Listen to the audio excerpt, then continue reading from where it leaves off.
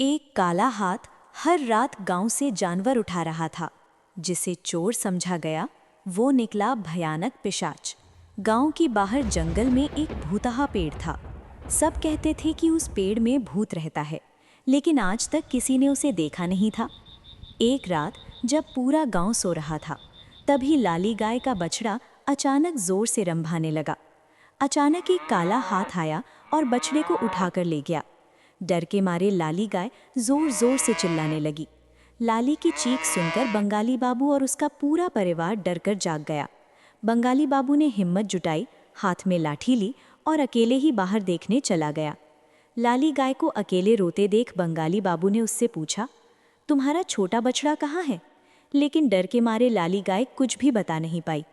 अगले दिन बंगाली बाबू पूरे गांव में बछड़े के बारे में पूछता है, लेकिन किसी को कुछ पता नहीं होता। उस रात फिर भूतहा पेड़ के पास हलचल होती है। फिर वही काला हाथ आता है और गांव के कई घरों से गाय बकरियां उठा ले जाता है। अगली सुबह जब ग्वाला दूध लेने जाता है तो एक भी गाय नहीं मिलती। वो वहीं बैठकर रोने लगता है। गाय बकरियों के गायब होने से गांव में पंचायत बैठती है। तय होता है कि रात में गांव के मर्द पहरा देंगे, लेकिन दूर खड़ा बंगाली बाबू अकेले ही चोर को पकड़ने का मन बना लेता है। रात होते ही गांव वाले पहरा देने लगते हैं और बंगाली बाबू चुपके से अलग जगह चोर का इंतजार करता है। कुछ देर बाद उसे गली में एक परछाई दिखती है। वो बाहर निकलकर पकड़ने ही वाला होता है कि देखता है वो तो एक छोटा सा पिल्ला है। बंगाली बाबू को अचानक देखकर पिल्ला डरकर भाग जाता है और किसी को पता न चले इसलिए बंगाली बाबू शर्म से अपना मुंह ढक लेता है। लेकिन तब तक सब लोग ये सब देख चुके होते हैं और बंगाली बाबू पर हंसने लगते हैं। बंगाली बाबू अपनी इस बेवकूफ़ी पर बहुत शर्मिंदा हो जाता है। तभी अचानक सबके सामने एक और काला हाथ आता है और गली से एक कुत्ते को उठा ले जाता है। अब बंगाली बाबू को फिर से अपना मौका मिल जाता है। वो उस हाथ के पीछे दौड़ता है, लेकिन वो बहुत तेज़ होता है।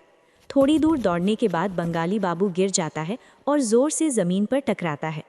अगले दिन बंगाली बाबू के साथ जो लोग थे वे गाँव वालों को बताते हैं कि ये कोई चोर नहीं बल्कि एक भूत पिशाच है जो गांव के सारे जानवर ले जा रहा है।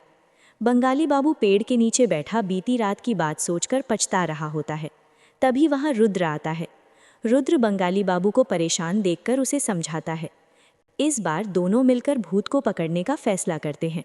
बंगाली बाबू और रुद्र पूरी योजना के साथ तैयारी में लग जाते हैं।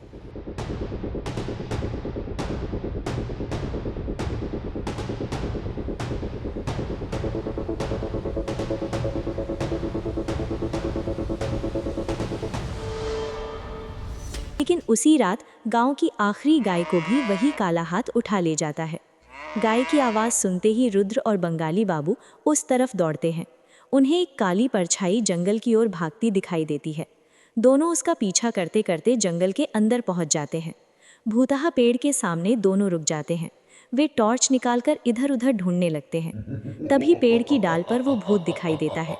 लाल आंखों से दोनों को देखकर जोर जोर से हंस रहा होता है।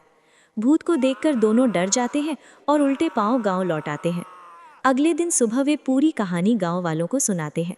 ये सुनकर गांव के पुजारी जी कहते हैं, ये बहुत खतरनाक पिशाच है, इसे आम आदमी पकड़ नहीं सकता।